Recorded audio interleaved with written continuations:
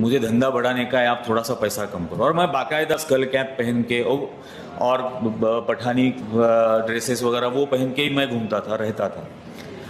तो मैं उनके पास चला गया कि आप थोड़ा सा आपका फीस कम करो, मेरे को धंधा बढ़ाने का है। तो बोले कितना करेगा? तो मैं बोला मैं रोज़ 40 ट्रक लेके आऊँगा और मुझे बम्बई तक लेके जाना है। तो उन्होंने मुझे बोला कि नहीं नहीं, मेरी जिम्मेदारी गुजरात तक ही है, आपको अगर बम्बई लेके जाना है तो वलसाड़ में बाबूभाई देसाई नाम के दूसरा एक शख्स है हमारा, उसको महाराष्ट्र बॉर्डर क्रॉस करने के लिए अलग से पैसा देना पड़ेगा, उसका रेट अलग है, मेरा वलसाड़ तक का जिम्मेदारी है, तो वो आपको करना पड़ेगा।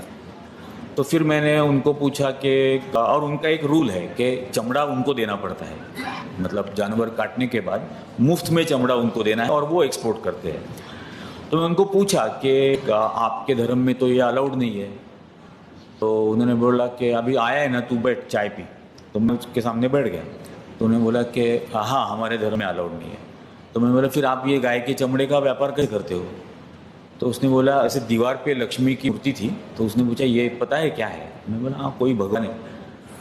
तो उसने कहा कि मैं इसकी पूजा करूँ या चमड़े की पूजा करूँ?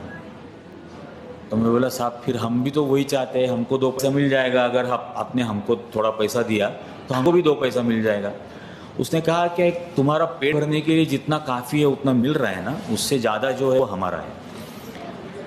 फिर काफ़ी बातें उसने उस वक्त बताई कि करीब रोज़ 1.5 करोड़ रुपया पालनपुर के वो जो अमीरगढ़ का चेक पोस्ट है वहाँ पर एक दिन में रोज़ 1.5 करोड़ रुपया इकट्ठा होता है। ईद के बाद आना तब बात करेंगे, शायद कुछ थोड़ा बहुत कम करेंगे, तो ईद के बाद आना।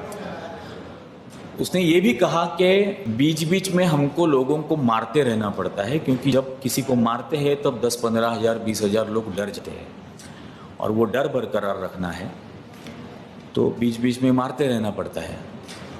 तो तू अचानक अलग नंबर के ट्रक में से ट्रैवल मत कर, कहीं फंस जाएगा एक आध दिन। तो बोला क्या करेंगे सर, पेड़